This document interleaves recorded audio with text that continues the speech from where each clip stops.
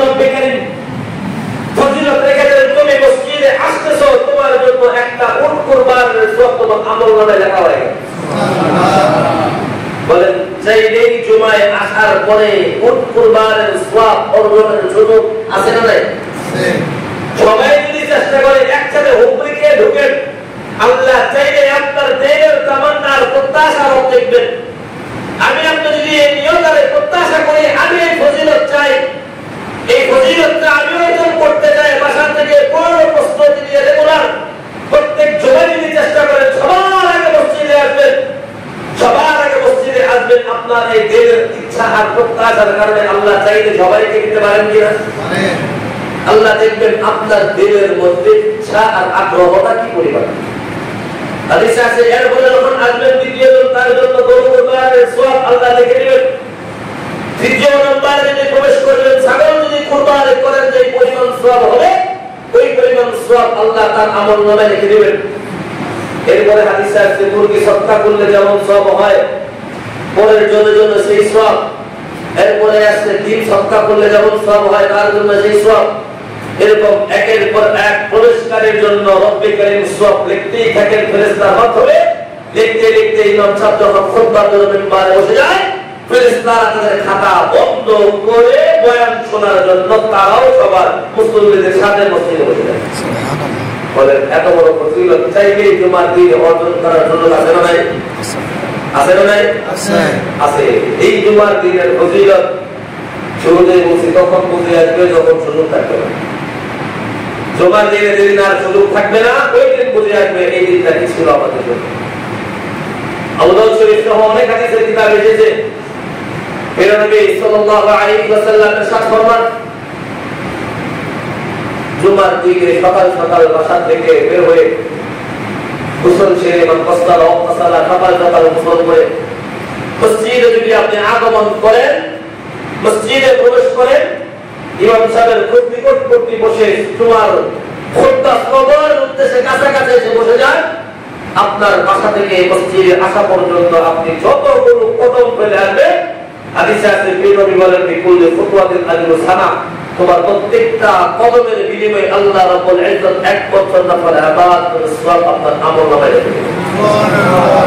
আজরু সিয়ামিহা ওয়া আজরু কিয়ামিহা, প্রতিটা কদমে 1 বছর নফল রোজা এবং 1 বছর নফল নামাজের সওয়াব আমলনামায় লেখা হবে। এই ফজিলত রব্বুল কারীম আমাদের আমলনামায় দিবেন, কারণ এই দিনটা আল্লাহর কাছে খুব বেশি পছন্দ। এই দিনটা আল্লাহর কাছে অত্যন্ত প্রিয় এবং পছন্দনীয়। উম্মতে মুহাম্মাদের জন্য এই দিনটাকে আল্লাহ স্পেশাল গিফট হিসেবে দিয়েছেন। অন্যান্য জাতির জন্য ইহুদিদের নবী বলেন, নবী সাল্লাল্লাহু আলাইহি ওয়াসাল্লাম বলেন, এই জুমার দিনটা সবাইকে দেওয়া হয়েছিল। পূর্ববর্তী জাতি যারা ছিলেন, ইহুদি খ্রিস্টান অন্যান্য ধর্মাবলম্বী যারা ছিলেন, তাদেরকেও এই ধর্মের এই দিবসটা জুমার দিনটা তাদেরকেও গিফট হিসেবে দেওয়া হয়েছিল। এই জুমার দিন দিয়ে তারা মতলক্ষ করলো, নিজেদের মধ্যে মতলক্ষ করে এই দিনটা তারা বরকত আর রহমত আর মাগফিরাতের এই জীবনটা তারা হারিয়ে ফেলল।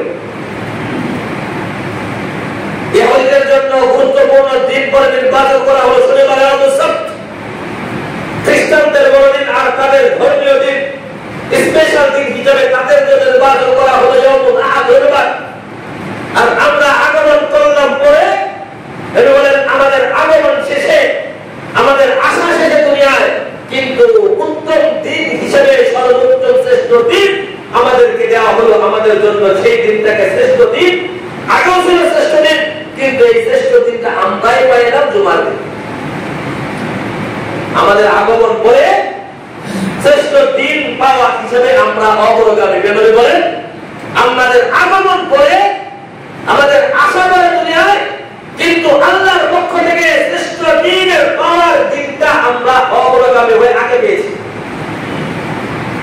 সুতরাং এটা উম্মতে মুহাম্মাদের জন্য অনেক বড় একটা নিয়ামত, মুসলমানের জন্য এটা অনেক বড় একটা নিয়ামত যে তারা তাদের সারা দিনটা যেহেতু উপভোগ করলো, সারা সপ্তাহ তারা তাদের ব্যক্তিগত কর্মকাণ্ডে ব্যস্ততার মধ্যে কাটাইতে পারবে, কাটাবে, কিন্তু জুমার দিন যেহেতু ফজিলতপূর্ণ এবং আল্লাহর পক্ষ থেকে নির্ধারিত বরকত আর মাগফিরাত রহমত দ্বারা ভরপুর পরিপূর্ণ, এই জন্য এই দিনটা তারা রাখবে তাদের ইবাদত বন্দেগীর মাধ্যমে কাটানোর জন্য।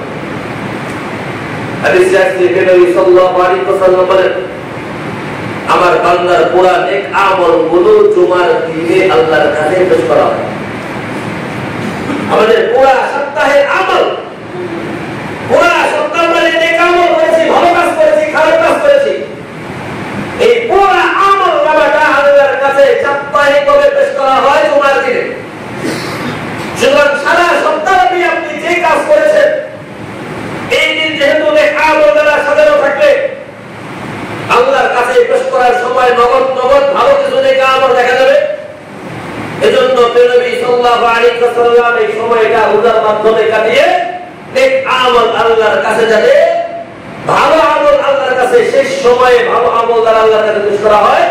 এজন্য নবী সাল্লাল্লাহু আলাইহি ওয়াসাল্লাম রোজার মাধ্যমে এই পুরা দিনটা অর্থাৎ বৃহস্পতিবার রোজার মাধ্যমে রাত্রে যেহেতু পেশ করা হয়, শুক্রবার রাত শুরু হয়ে যায় আরবিতে আগে, এই জন্য রোজার মাধ্যমে আল্লাহর কাছে শেষ আমল রোজার মাধ্যমে পেশ করতেন।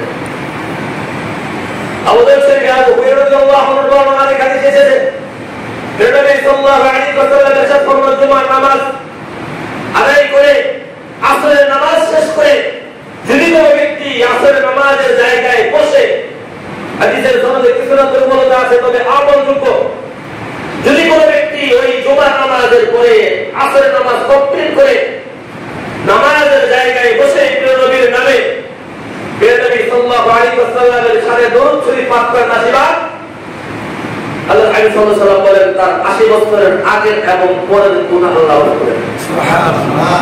80 বছরের আগের গুনাহ মাফ, 80 বছরের পরের গুনাহ মাফ।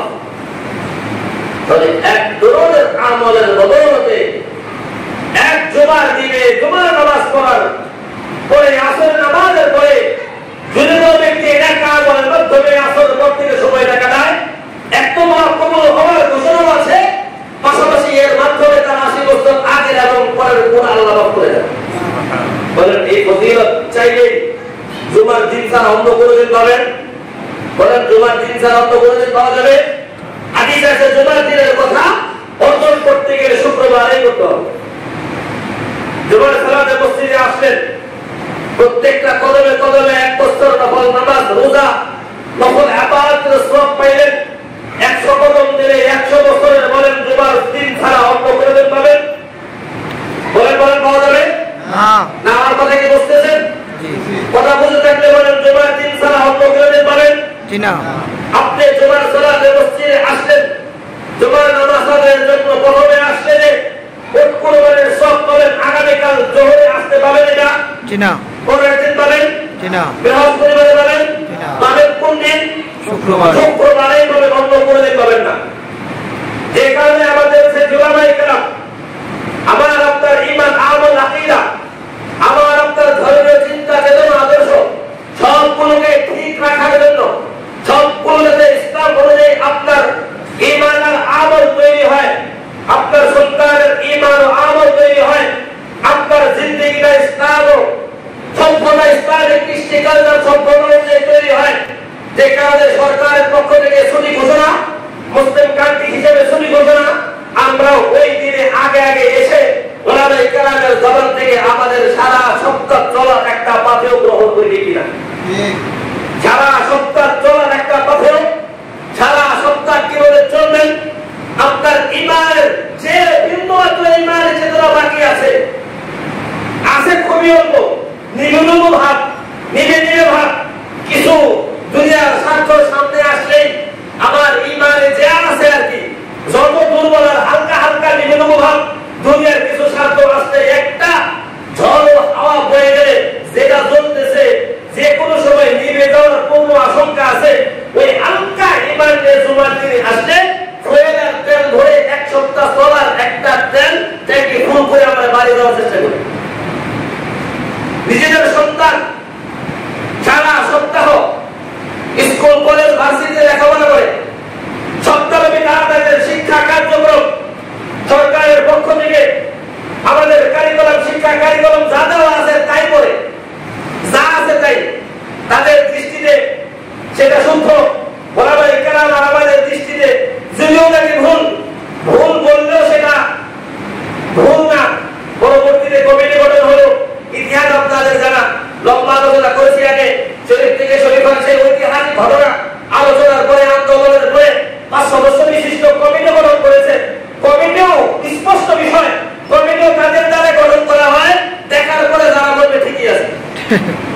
না বুঝুন আমার কথা ঠিক কমিটিও তাদের দ্বারা গঠন করা হয় যারা আপত্তি করেছে ভুল ধরিয়ে দিয়েছে চোখের সামনে ভুল সামনে এসেছে তাদের দ্বারা আর কমিটি গঠন হবে না কমিটি হবে তাদের দ্বারা যারা তাদের চাকরি আর নিজের পেট বাঁচানোর জন্য যারা তাদের চেয়ার আর নিজের সম্মান বাঁচানোর জন্য যেভাবে বলা হয়েছে যেভাবে লেখা হয়েছে যেভাবে গঠন করা হয়েছে সেটাকে সঠিক বলে তাদের পক্ষে সিলার সাপোর্ট করে বলবে কোনো ভুল খুঁজে পাওয়া যায় না যা ছিল ঠিকই ছিল কমিটিও তাদের দ্বারাই গঠন করবে নাম এলাকায় যদিও অনেক বিশাল বড় ওলামা লাগানো আছে যুগে যুগে এরকম ওলামায়ে কেরাম নামের আলেম ওলামায়ে সু হাদিসে আসছে যাদেরকে সবার আগে জাহান্নামে দিবে আলেমদেরকে হাদিস আপনারা শুনছেন কিয়ামতের দিন যাদেরকে সবার আগে জাহান্নামে দিবে জাহান্নামে যাদেরকে সবার আগে ভরবে এক নম্বরে থাকবে আমার আপনার মতো আলেমের সবার আগে কারা যাবে আলেম যাবে তো কোন মাঝে কিছু না শিখলে তো আলেম বলবে না কিছু শিখতে সবার আগে জাহান্নামে দেওয়া লাগবে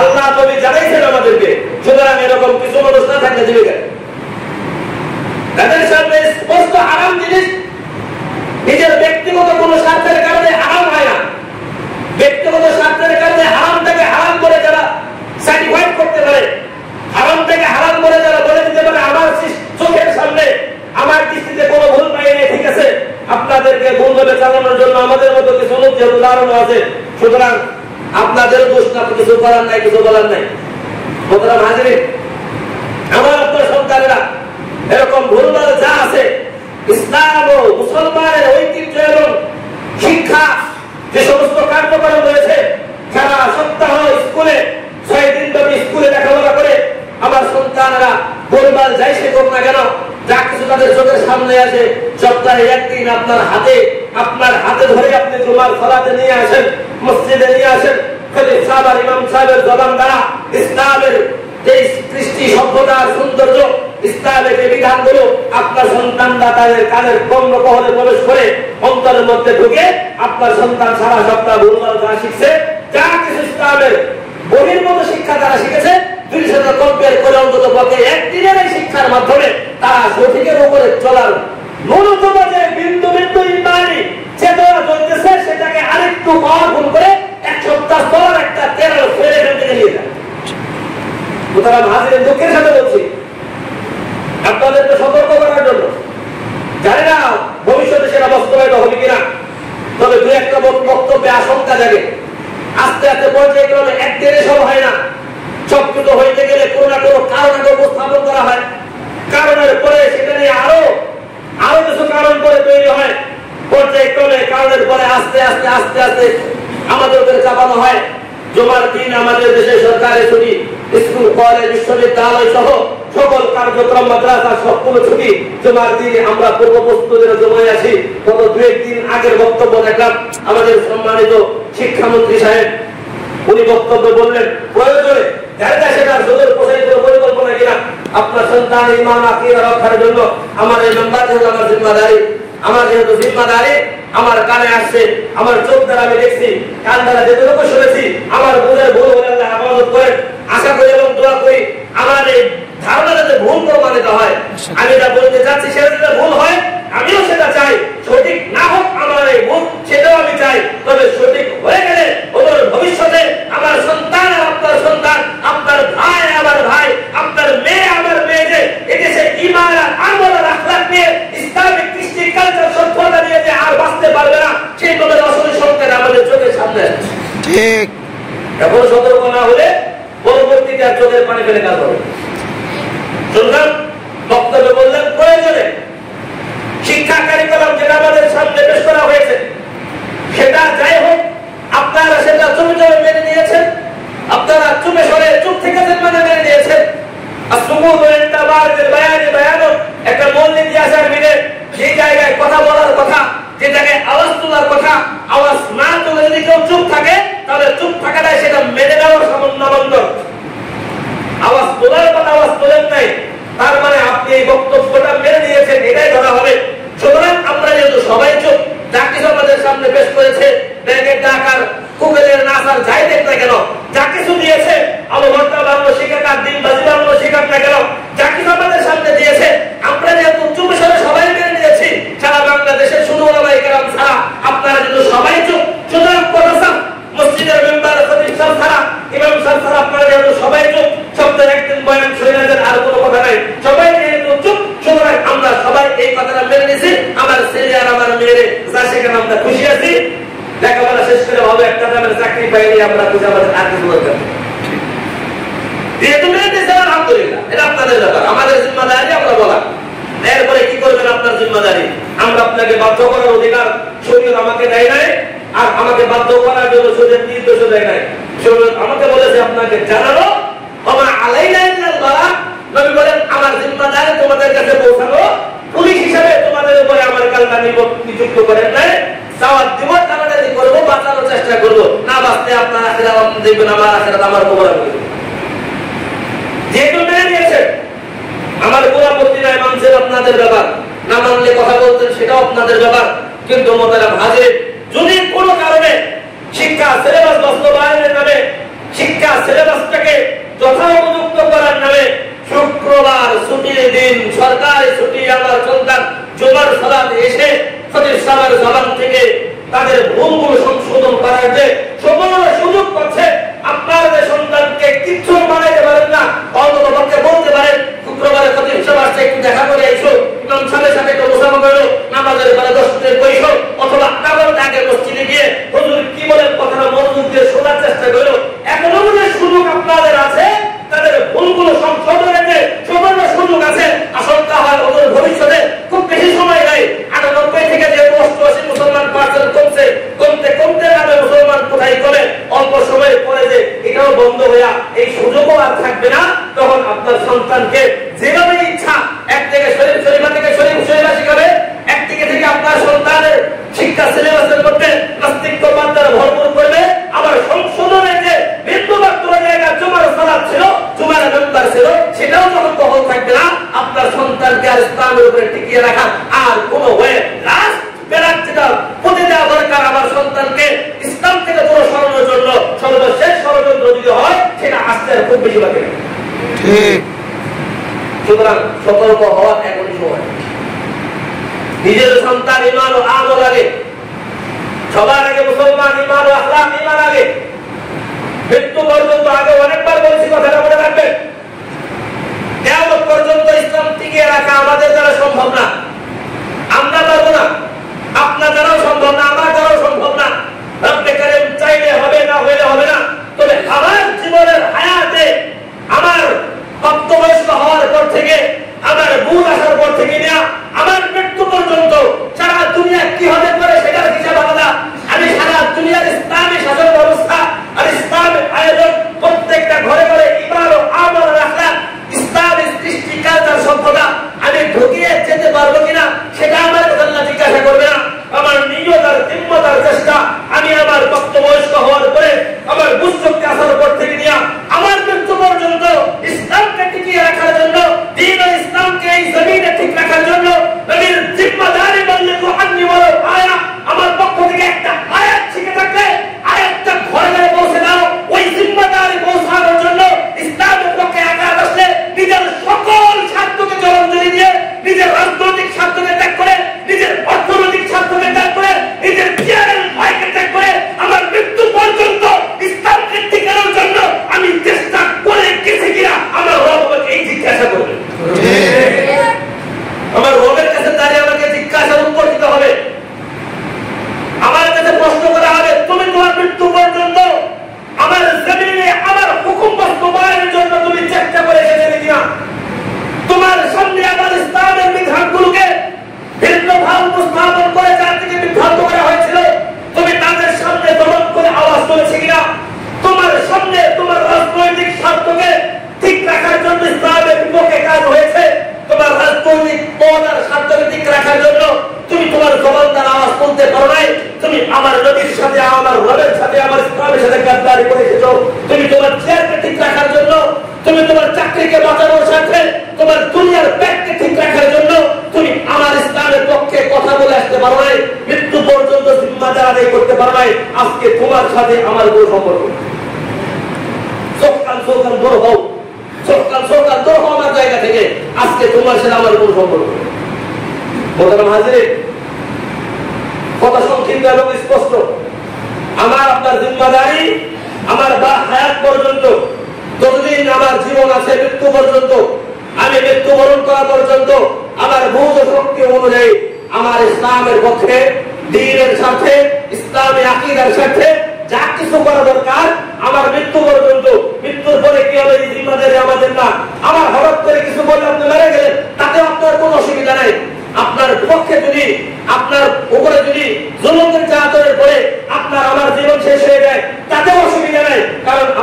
দাঁড়িয়ে মৃত্যু পর্যন্ত যে কোনো ওয়েতে ইসলামের উপরে টিকে থাকা মরতে পারলে সফল আমরা বুঝলেন। সাহাবায়ে কেরাম রিদওয়ানুল্লাহি আলাইহিম আজমাইন জীবনে মায়া করেন না। হযরত হুযায়ফা রাদিয়াল্লাহু আনহু সাহাবায়ে কেরামের অসংখ্য সাহাবীদের জীবনে আপনারা পড়েছেন, অসংখ্য জীবনে সাহাবায়ে কেরামের জীবনে পড়েছেন, বিবাহ করছেন, যুদ্ধের ঘোষণা আসছে, প্রিয়তমা স্ত্রীর সাথে সহবাস হয়েছে, গোসল করতে পারেন নাই, গোসল করেন নাই, সহবাস হয়েছে, গোসল করেন নাই, ঘোষণা আসছে যুদ্ধে যে এরকম আক্রমণ হয়েছে, নবীর এই আশঙ্কা, এই অবস্থা, ওই অবস্থায় কিসের গোসল? সব রায়কে তো একবারে ডাইরেক্ট তরবারি দিয়ে যুদ্ধের ময়দানে শহীদ হয়ে গেছে। কিছু চিন্তা করেন, কারণ তাদের টার্গেট, তাদের জেন মস্তিষ্কের প্রতি স্পষ্ট ছিল, সারা দুনিয়ার কিয়ামত পর্যন্ত আমি বাঁচবো না। হায়াত নিয়ে আছি 9 বছরে, 60 বছর, 63 বছর, নবীর হায়াত ছিল 63 বছর, 70 বছর, মানলাম 80 বছর, মানলাম 100 বছর, তো 70 এর পর থেকে 30 বছর ওই তো বিছনায় খায় না, বুঝবে না। 70 এর পরে 30 বছর কই বিছনায় কইরা আরেক ধর্মের উপর কইরা কোন রকম বিত্তস্থানে থাইকা কোন রকম জীবন পার করে শেষ বয়সে খালি 70 এর পর থেকে যারা আছেন আপনাদেরকে সম্মানের সাথে বলছি, আমাদের ওই বয়স আল্লাহ হায়াত রাখলে আসবো, 70 অনেক বড় বয়স, ওই পর থেকে সবাই বসে বসে কি গুনে? মৃত্যু গুনে, না ভুলবে না। ঠিক, এরপর থেকে কি গুনে? কবে মারা যাবে? অমুকে মারা গেলে কান্নাকাটি শুরু হয়, আহারে আমার ছোট ভাইকে চলে গেছে, আহারে অমুকে চলে গেছে, আহারে অমুকে চলে গেছে। 70 এর পর থেকে সবাই মৃত্যু কায়েম করে। তো হায়াত আছে 70 বছর পর্যন্ত, 60 থেকে 65 বছর পর্যন্ত কাজ করতে পারবে। সরকারের বয়স হলে 63 বছরের কাজ বাধ্যতামূলক নাকি আরো আগে? আমরা ভালো জানি 63 বছর তো নয় সরকারি চাকরি, এরপরে আর টেম্পারেচার শেষ, তার টেম্পারেচার চলবে না, তারপরে তাকে রিটায়ার দিয়ে দিছে, এরপরে শেষে তার আর কাজ চলবে না। তারপরে সরকারে বুঝে, সবাই বুঝে, এরপরে এদের আর কাজ হবে না। এটা আপনার হায়াত আছে আর কয়েক বছর, আছে আমার কয়েক বছর, ভয় করে আশঙ্কা করে লাভ থাকে। ইমান নিয়ে বলা পর্যন্ত, ইমান উপরে থেকে ইমান নিয়ে বলতে পারলে 9-10 বছর আগে বললাম, 10 বছর পরে বলতাম, বুঝতে পারবো। আর যে মরণটা 10 বছর পরে করতাম, সেই মরণটা 10 বছর আগে বললাম, বিষয় নেই। বিষয় তো বলতে না ভাজি নেই, সবাই তার জায়গা থেকে সবার আগে ইসলাম, সবার আগে ইমান, সবার আগে শরীয়ত, কোরআন এবং সুন্নাহ, এটা ঠিক রাখার পরে বাকি যা ঠিক আছে থাকবে, ঠিক থাকলে ঠিক আছে, ঠিক না থাকলে আমাদের কোনো এখানে বড় নাই। এই বিশ্বাস আর এই আকীদা, এই চিন্তা এবং এই চেতনা, এটা দিলের মধ্যে আগে ঢোকা, তাহলে আপনার ইসলামের বিপক্ষে যে যাই বলুক না কেন, ইসলামের সাথে সাংঘর্ষিক হইলে তোমার সম্পর্ক ত্যাগ করতে তৈরি আছি, কিভাবে ইসলামকে ত্যাগ করতে তৈরি আছে। সাহাবায়ে কেরাম বদর যুদ্ধে মুসলমান যাবেন আপনারা, এদিকে মুসলমান, ওদিকে তারা বন্ধা, এদিকে ইসলাম, অপরদিকে তারা বোন চাচা, এদিকে ইসলাম, অপরদিকে তারা বোন ছেলে, তরবারের সামনে আসছে, ছেলের গলা দ্বিখণ্ডিত করে ফেলছে, বাপের গলা ছেলে দ্বিখণ্ডিত করে ফেলছে, চাচার গলা ভাতিজা দ্বিখণ্ডিত করে ফেলছে, ভাতিজার গলা চাচায় দ্বিখণ্ডিত করে ফেলছে। রক্তের সম্পর্ক ত্যাগ করছে, কিন্তু ইসলামের সম্পর্ক ত্যাগ করে নাই। রক্তের সম্পর্ক ত্যাগ করে, ইসলামের সম্পর্ক ত্যাগ করে নাই।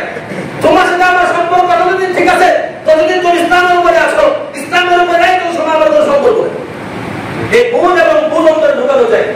সুতরাং শুক্রবার দিন, জুমার দিন আমাদের গুরুত্বপূর্ণ শরীয়তে মুহাম্মাদিয়া, যেহেতু শরীয়তে চেঞ্জ হওয়ার সুযোগ নাই, সুতরাং এই দিনের ফজিলত আর এই দিনের প্রয়োজনীয়তা সারা পৃথিবীর সবাই অস্বীকার করলেও এই দিনের প্রয়োজনীয়তা কি হবে না? বাতিল হবে না, এই দিনের ফজিলত বাতিল হবে না। সুতরাং বাংলাদেশে সকল মুসলমান এখন 88% আছেন, গণতান্ত্রিক হারে আমরাই বেশি। যদি বাংলাদেশে সাপ্তাহিক ছুটির দিন থাকতেই হয়, সাপ্তাহিক ছুটির দিন প্রয়োজন হয়, আর 365 দিন কাজ করতে পারবেন না, ছুটি লাগবেই লাগবে আপনার একদিন। সুতরাং ছুটির দিন, সরকারি ছুটি যদি থাকতেই হয়, স্কুল কলেজ বিশ্ববিদ্যালয় শুধু বন্ধ রাখতেই হয়, বন্ধ থাকতেই হয়। গ্রীষ্মকালীন বন্ধ বলেন আর যে কোনো কালীন বন্ধ বলেন, পয়লা বৈশাখের বন্ধ বলেন আর যে কোনো ছুটি বলেন, ছুটি দিন থাকতে হয়। অবশ্যই অবশ্যই জমার দিন মুসলমানের সর্বশ্রেষ্ঠ দিন, ছুটি থাকলে যাবে একটা, এই দিনে ছুটি থাকতে হবে, এই দিন ছুটি রাখতেই হবে ইনশাআল্লাহ। ইনশাআল্লাহ এই দিনের ছুটি বাতিল করার হিম্মত এবং সাহস যদি কেউ না করে ইনশাআল্লাহ। তাহলে আমার সন্তানের বিন্দুমাত্র বিমানটা তো বাঁচাইলো, এটাও না বাঁচাইলে তোর সন্তান লেগে বাড়ি গাড়ি করে গেলেন, তো কি রেখে গেলেন? জাহান্নামে গেলে সন্তান আপনি জান্নাতে আরাম থাকবে। নিজে এসে নিচে রাখে, সন্তান এসে নিচে রাখে, নিজে গরমের মধ্যে থাকেন, ছেলের মেসে লাগান, কেন লাগান? ছেলের নাগালে থাকে না, ভুল বললাম? আরে অসংখ্য বাবা আছে, বাবার রুমে কিনে এসি নাই, ছেলের মেসে লাগাইছে, লাগাইছে কিনা? বাপের নিজের পায়ের জুতা নাই, ছেলের পায়ে দামি জুতা লাগাইছে, নিজের বাবার শরীরে জামা নাই, ছেলের শরীরে দামি জামা পরাইছে, পরাইছে কিনা? বাপের রিক্সা চালায়, ছেলের টাকা খরচ করে ভালো স্কুলে পড়াইতেছে।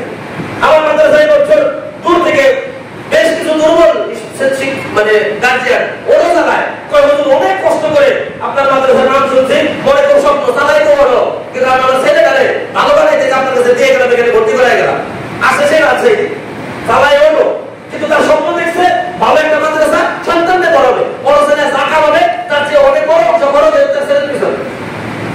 এই বাবা কষ্ট করে সন্তানকে ভালো জায়গায় পড়াইতেছে, কি হবে? সন্তান যদি ভালো থাকে, সন্তানের জন্য বাড়ি করে গেলেন, বাচ্চারা এই জায়গায় গেলেন, জানি সবার আয়োজন করে গেলেন, মনে করে আপনি জান্নাতে, আপনার ছেলে জাহান্নামে, কেমন মজা লাগবে?